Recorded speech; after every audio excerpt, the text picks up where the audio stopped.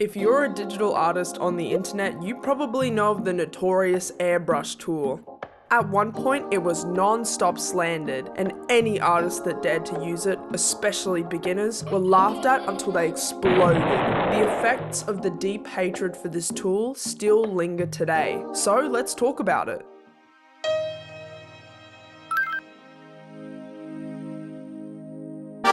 First of all, I want to take a look at the theories behind why the use of this brush was ill-advised. So I did a little searching and found that most places I'm looking, they're talking about edges. There are two main types of edges, hard and soft. Airbrushes create soft edges, which in the context of super formal art education-y stuff, is only used in select cases, such as for curved surfaces, where the form changes in a smooth way. But because softer edges are harder to control and define, the airbrush isn't super great unless you're a super pro. Or so they say. Another common criticism brought up is this term pillow shading, which refers to when an artist just puts shadows everywhere without a proper definition of their light source. My personal observation is that less experienced artists will bring up the latter argument, and more experienced artists will bring up the former. Oh, and then you have those guys. It just looks ugly. Okay, do you have anything constructive to add? No!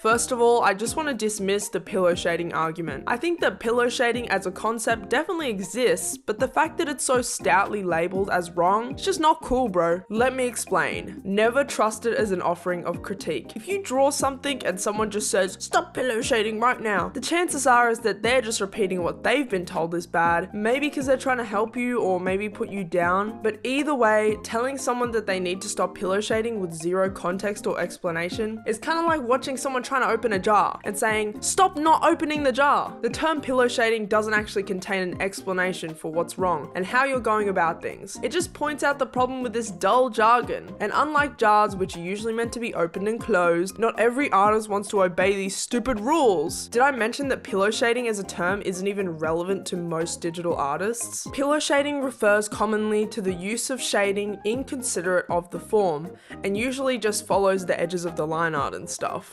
Fun fact, the term pillow shading actually originates in the pixel art community. The ancient text says that pillow shading comes from a Photoshop filter, where a certain layer or image will have a depth added based on the shape of the outline, rather than by considering the forms of the image. The effect was a formative bezel or emboss. When pixel art was kinda a new thing and images were shown where lighting was head on, someone called it pillow shade and it just kinda stuck over time. I may refute the term, but that's not to say that this type of shading is correct in a technical sense. The first argument about soft edges is the core reasoning why airbrushing isn't effective when the artist is aiming for realistic and technical lighting and form. As someone who champions cell shading and would rather get minced than have to demonstrate my inability to blend two colors, drawing mostly hard edges, that works, but it's not the only way.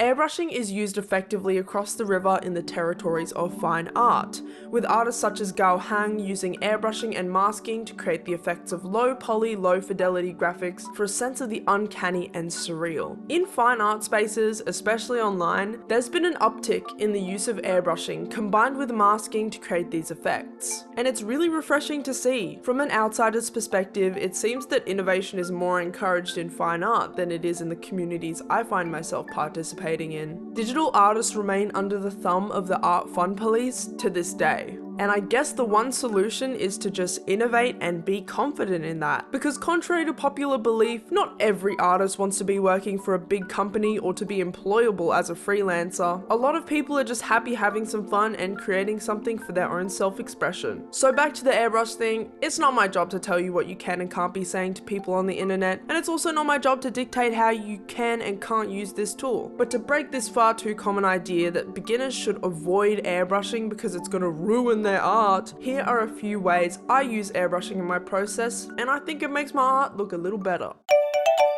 First of all, I use it to shade curved surfaces. I do this a lot with arms and legs just to communicate that cylindrical form. Airbrushing is also super useful for applying controlled gradients. I love to use a bit of airbrushing near the faces of my characters to add blush or add more interest to the hair. And I use the airbrush to make this translucent effect by shading in an object with the color of the object underneath it. And there are many other ways that digital artists are using this tool. Innovation is happening all around us in this super crazy corner of the internet, but I think we could be kinder to each other. While certain techniques may be formative in some artworks, give them some time. We aren't all on the same path, and there's no right or wrong way to draw. People can absolutely seek guidance, and I think it's super cool that we have all these avenues to help each other, but let's keep moving forwards from that weird era of the internet. Let's embrace these taboo techniques and tools and start viewing them as new frontiers of creation. Let's challenge our old beliefs and move forwards. For example, the color slide.